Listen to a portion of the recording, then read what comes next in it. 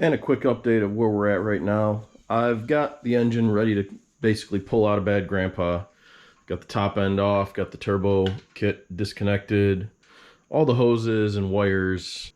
So you can see the top end there, kind of sitting on top of the brand new M90 Gen 5 that isn't going on this engine because it wouldn't make as much power. But let me just say what I've been doing, and I'll show you some footage. I've had some trips around the country. The first one, the most fun thing I can show you guys, was I was out in California and I rented a Hemi Charger RT 2020. So just show some footage of that down below as I walk through everything else. Getting myself a little ride around in a Hemi car.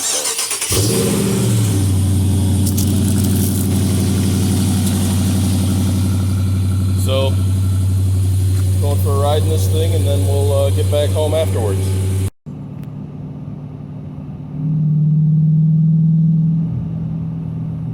Oh, there's baby deer trying to get some food. So, one of the things I've been doing to pass some time is hang out with the animals. They kind of do their thing around our neighborhood, but I try to leave them alone, let them do their thing. They look at me weird, they'll run away once in a while. That's fine, they're not supposed to hang out. The truck has been doing awesome. I've got to do some upkeep on this here and there. I rotated the tires recently. They're about half worn now after 2 years or so. But the truck has been, for the most part, a workhorse, and I've driven it more than I really want to because this is a great truck that I want to keep in good shape. The GXP hiding under the blanket right now. It's for the most part ready to go, except it needs a transmission.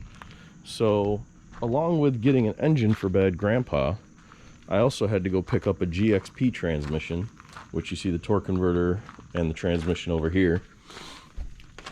And you have to get a GXP specific transmission. They have this starter mounted up here so that the LS engine can receive it, and it has all of the special GXP internals that are basically the HD supercharged internals with some updated chains and little things here and there for tap shift and everything. So you'll probably see a video of that coming in the next month or two, along with the engine finally going into Bad Grandpa. I've been moving things out of the way. The engine is just here hanging out, waiting for me to make space. I've got a lot of totes to move around. I've got a lot of things to do. So with all the traveling around I've done, going up to get the engine for this in Syracuse, going to Ohio to get the transmission for the GXP, going out to California, doing some other stuff for work, and just in general having to go to work and everything else. Getting to play with Bad Grandpa and overhauling the Buick, getting it back out on the track has not been the highest thing on my priority list, which I know stinks for everybody wanting to watch videos of it. I'll try and get back on it. I love driving this car, and I want to get back out to doing it as soon as I can. The end goal is just getting the new engine in there, getting everything in there, swapping over the cam. I have to check over all the bearings on the cam, check the lifters, make sure the milky oil that is down in the grit from the bearing that it spun is not going to hurt the cam or the lifters, or I might have to replace those as well. And if that's the case, I'm just going to get it done so that I can get this thing back on the road. I really love driving this thing. It was amazing. It's going to be amazing again. The benefit of being able to go with junkyard parts is if you screw something up like I did, forgetting to shift and revving it out to $7 grand, you can be back on the road with more junkyard parts. So this was a junkyard engine in the first place. I'm going to hang on to it, maybe build it up later on. But for now, that's all I've got for you. I've got my wrapped power logs down there. I've got a bunch of the stock parts that came off the junkyard motor. Just things ready to rock and roll when they're ready. I've got to go through the turbo, possibly see if the bearings got hurt. Either rebuild it or replace it. I might go bigger. I kind of want even more power than what the T67 was giving me. So I may go for something a little bit bigger on the turbo. But other than that, I think that's all I've got for you for now. So stay tuned. The setup is probably going to get a few extra pieces like this PCV pump, air injection pump that you repurpose. If you look at Racetronics, they have a harness that you can make.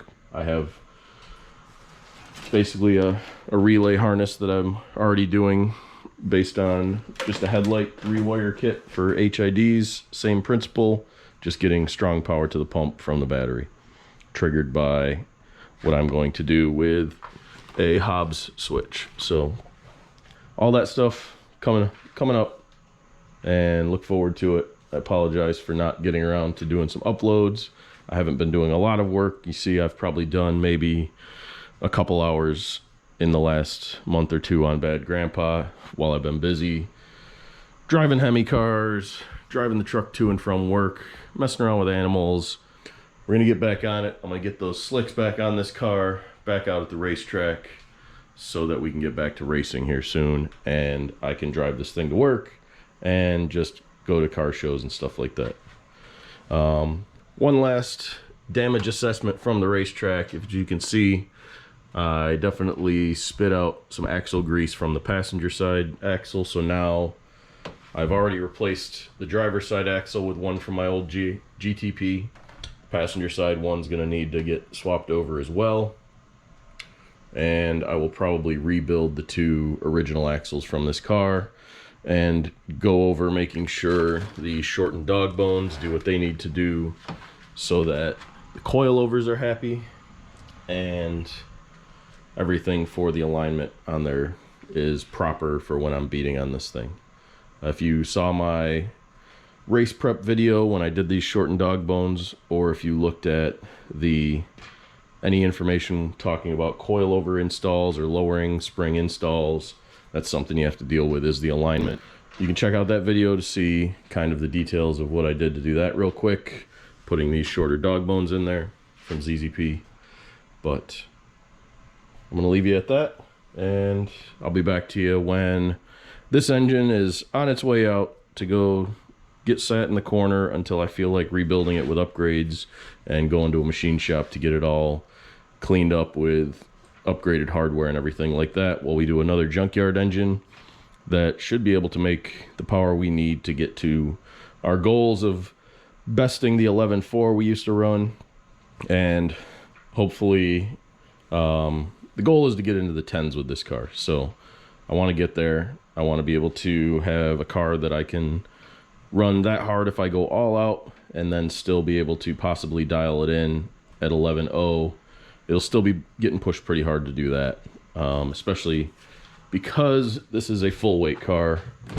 I don't plan on stripping this thing down too much, although if I have to put a 6 or 8 point cage in it, roll bar, I'll probably pull the interior for a little while, since I'll have to do that to weld in there. But I do want to have the interior all back in there. It's just a very comfortable car. So that's all to come.